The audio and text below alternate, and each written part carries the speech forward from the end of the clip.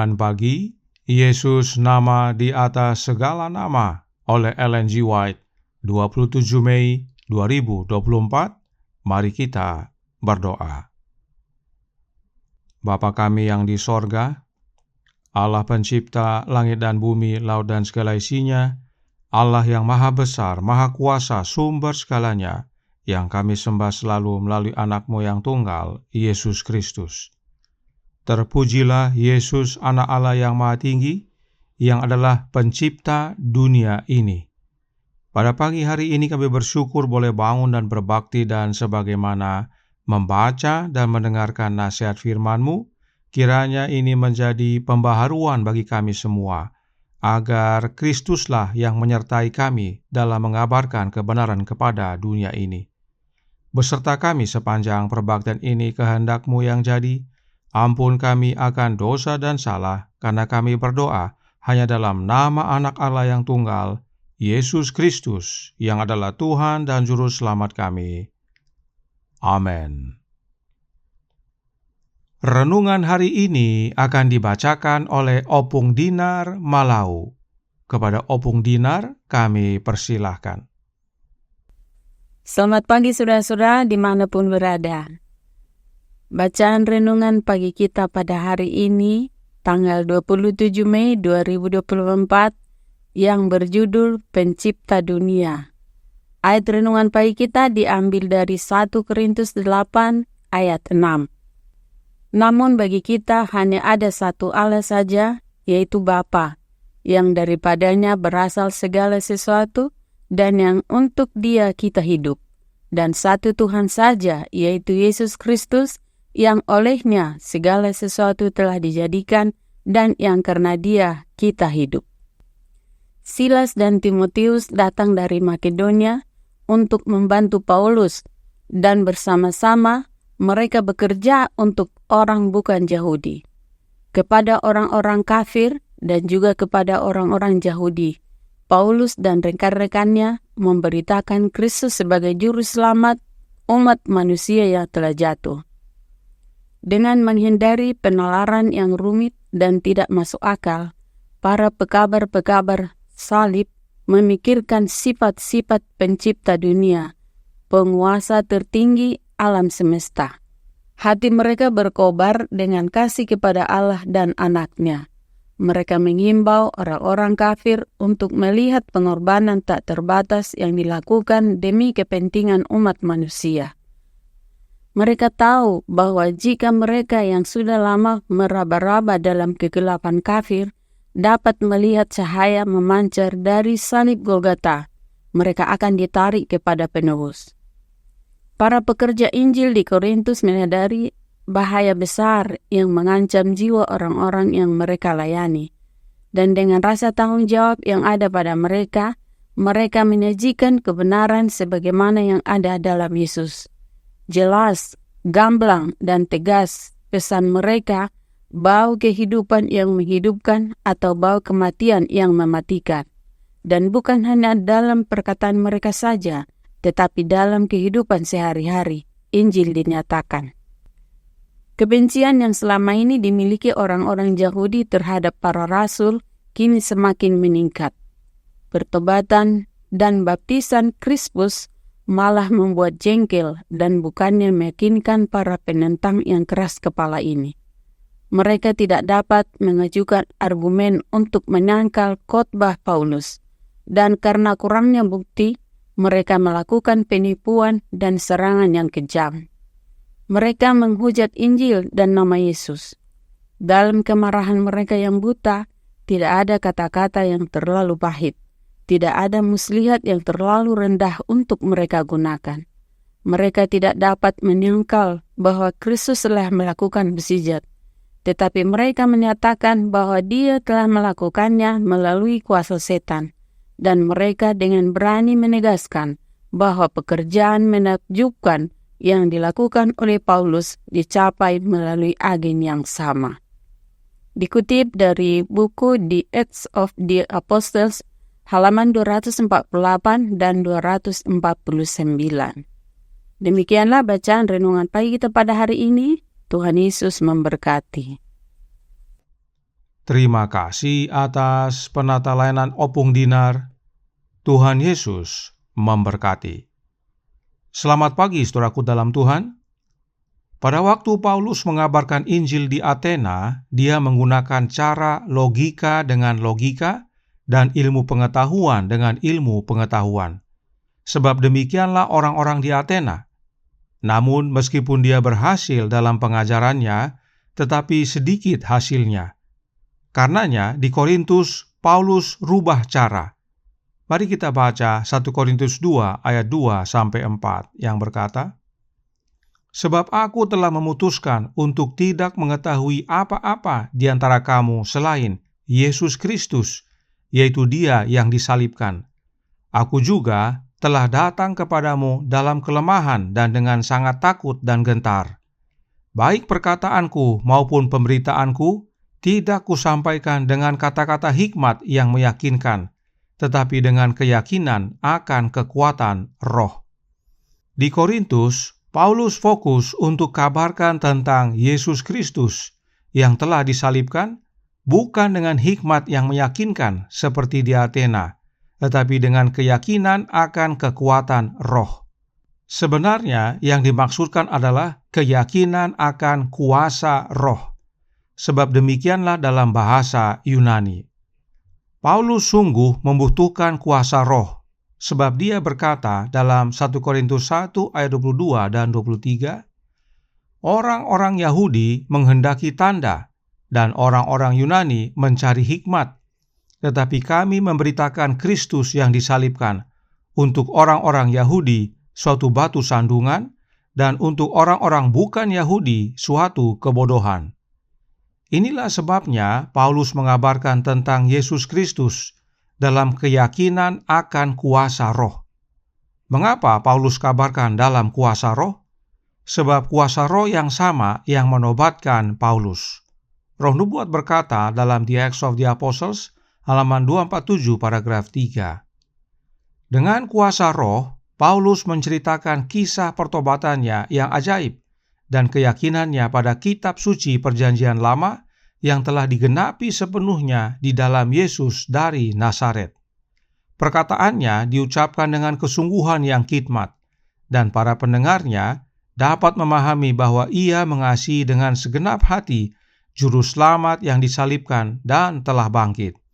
Mereka melihat bahwa pikirannya terpusat pada Kristus, bahwa seluruh hidupnya terikat pada Tuhannya. Sedihnya, orang-orang Yahudi menolak pekabaran Paulus tentang Yesus Kristus. Paulus akhirnya tinggalkan mereka dan pergi kepada orang-orang non-Yahudi yang di Korintus. Nah, di Korintus banyak berhala. Ada makanan persembahan untuk berhala-berhala tersebut. Oleh karenanya, Paulus mengabarkan yang berikut ini kepada orang-orang di Korintus. 1 Korintus 8 ayat 4-6 yang berkata, "Tentang hal makan daging persembahan berhala kita tahu, tidak ada berhala di dunia dan tidak ada Allah lain daripada Allah yang Esa. Sebab sungguh pun ada apa yang disebut Allah baik di sorga maupun di bumi, dan memang benar ada banyak Allah dan banyak Tuhan yang demikian. Namun bagi kita hanya ada satu Allah saja, yaitu Bapa, yang daripadanya berasal segala sesuatu, dan yang untuk Dia kita hidup, dan satu Tuhan saja, yaitu Yesus Kristus, yang olehnya segala sesuatu telah dijadikan, dan yang karena Dia kita hidup." Paulus kabarkan tentang Allah yang Esa. Siapakah Dia? Paulus jawab dalam ayat 6, yaitu Bapa. Ingat konteksnya adalah Paulus mengabarkan tentang Yesus Kristus kepada orang-orang non-Yahudi. Dan penting bagi Paulus untuk menyatakan tentang Allah Bapa yang adalah Bapanya Yesus. Nah, dalam ayat 5 ada kata Allah dan Tuhan dalam huruf kecil yang merujuk kepada banyaknya berhala. Kata Allah dan Tuhan dalam ayat 5 dan ayat 6 berasal dari kata Yunani yang sama, yaitu theos dan kurios. Dan untuk membedakan theos dan kurios yang benar dari berhala-berhala, Paulus jelaskan dalam ayat 6 bahwa satu Allah tersebut, yaitu satu Theos, adalah Allah Bapa, dan satu Tuhan atau satu Kurios, yaitu Tuhan Yesus Kristus. Paulus arahkan perhatian orang-orang Korintus kepada satu-satunya Allah yang benar dan satu-satunya jalan dan kebenaran dan hidup. Sebab satu-satunya Allah yang benar, yaitu Allah Bapa, oleh karena begitu besar kasih-Nya akan manusia, rela karuniakan anaknya yang tunggal, yaitu Yesus Kristus, agar barang siapa yang percaya kepadanya tidak binasa, tetapi beroleh hidup yang kekal. Inilah yang renungan hari ini nyatakan dalam Jesus Name Above All Names, halaman 158 paragraf 2. Dengan menghindari penalaran yang rumit dan tidak masuk akal, para pekabar-pekabar salib memikirkan sifat-sifat pencipta dunia, penguasa tertinggi alam semesta. Hati mereka berkobar dengan kasih kepada Allah dan anaknya. Mereka menghimbau orang-orang kafir untuk melihat pengorbanan tak terbatas yang dilakukan demi kepentingan umat manusia. Paulus yang dibantu oleh Silas dan Timotius menyatakan karakter Allah Bapa dan anaknya kepada orang-orang di Korintus. Allah Bapa yang menciptakan dunia ini dan segala isinya melalui anaknya, begitu mengasihi kita sehingga melalui anaknya Allah Bapa karuniakan keselamatan. Demi keselamatan manusia yang telah jatuh, Bapa berikan seluruh sorga, yaitu anaknya. Bagaimana hasilnya? Hasilnya, orang Yahudi makin membenci Paulus dan ajarannya, yaitu tentang Bapa dan anaknya. Tetapi ada orang-orang non-Yahudi yang bertobat serta menerima baptisan. Renungan hari ini berkata dalam Jesus Name Above All Names, halaman 158, paragraf 4. Kebencian yang selama ini dimiliki orang-orang Yahudi terhadap para rasul kini semakin meningkat. Pertobatan dan pembaptisan Krispus malah membuat jengkel dan bukannya meyakinkan para penentang yang keras kepala ini. Mereka tidak dapat mengajukan argumen untuk menyangkal khotbah Paulus, dan karena kurangnya bukti, mereka melakukan penipuan dan serangan yang kejam. Mereka menghujat Injil dan nama Yesus. Dalam kemarahan mereka yang buta, tidak ada kata-kata yang terlalu pahit, tidak ada muslihat yang terlalu rendah untuk mereka gunakan. Mereka tidak dapat menyangkal bahwa Kristus telah melakukan mujizat, tetapi mereka menyatakan bahwa Dia telah melakukannya melalui kuasa setan. Dan mereka dengan berani menegaskan bahwa pekerjaan menakjubkan yang dilakukan oleh Paulus dicapai melalui agen yang sama. Hal yang sama masih terjadi sampai sekarang. Saat kita mengabarkan kebenaran tentang Allah Bapa dan anaknya, banyak orang-orang Israel rohani yang makin membenci, terlebih melihat adanya umat-umat yang bertobat dan dibaptis. Nah, gara-gara ini Paulus hendak tinggalkan Korintus. Tetapi Yesus berkata kepada Paulus dalam Kisah 18 ayat 9-11. Pada suatu malam berfirmanlah Tuhan kepada Paulus di dalam suatu penglihatan, "Jangan takut, teruslah memberitakan firman dan jangan diam. Sebab aku menyertai engkau dan tidak ada seorang pun yang akan menjamah dan menganiaya engkau, sebab banyak umatku di kota ini." Maka tinggallah Paulus di situ selama 1 tahun 6 bulan, dan ia mengajarkan firman Allah di tengah-tengah mereka. Tuhan yang berbicara kepada Paulus adalah Tuhan Yesus Kristus. Sebab bagi Paulus hanya ada satu Tuhan, yaitu Yesus Kristus. Sebab Yesuslah yang berjanji untuk menyertai umatnya sampai kesudahan. Itu sebabnya Yesus perintahkan untuk terus kabarkan tentang Allah Bapa dan anaknya. Sebab Yesus sendiri yang sertai Paulus karena banyak umat-umat Yesus di Korintus. Jaminan yang sama menjadi bagian kita yang mau terima panggilan Yesus untuk kabarkan tentang Allah Bapa dan anaknya. Yesus pencipta dunia ini tinggal dalam hati kita dan menyertai kita. Karenanya jangan takut, teruslah kabarkan dan jangan diam. Tuhan memberkati, saya bawa dalam nama Yesus. Amin. Mari kita berdoa. Bapa kami yang di sorga, Allah pencipta langit dan bumi, laut dan segala isinya, Allah yang maha besar, maha kuasa, sumber segalanya, yang kami sembah selalu melalui anak-Mu yang tunggal, Yesus Kristus. Terima kasih atas kebenaran indah pada pagi hari ini. Sebagaimana Yesus menyertai Paulus, demikian juga Yesus menyertai kami.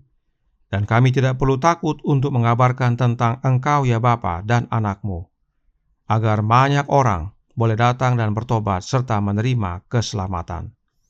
Karenanya tolong kami ya Bapa. Karuniakanlah roh anak-Mu dalam hati ini, sebab hanya oleh kehadiran Roh Kristus kami dapat menjadi seperti para rasul, dengan penuh kuasa mengabarkan kebenaran dan menobatkan banyak jiwa. Beserta kami sepanjang hari ini kehendak-Mu yang jadi, ampun kami akan dosa dan salah, karena kami berdoa hanya dalam nama anak Allah yang tunggal, Yesus Kristus, yang adalah Tuhan dan Juru Selamat kami. Amin.